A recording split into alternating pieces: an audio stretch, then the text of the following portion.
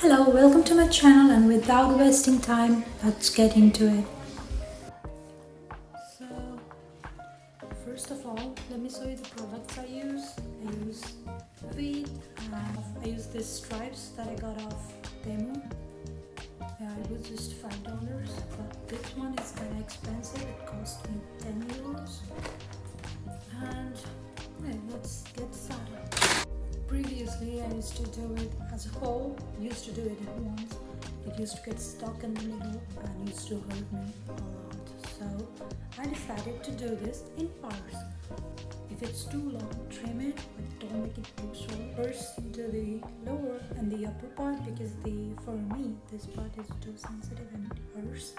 So the lower and the upper part first. It hurts, I know, but this method has made it way easier for me, so I want you guys to try it out and let me know if it's better than the previous way or no. If you can't figure it out, let me know. I will try to post it next time once I grow it out, so let me know what you think.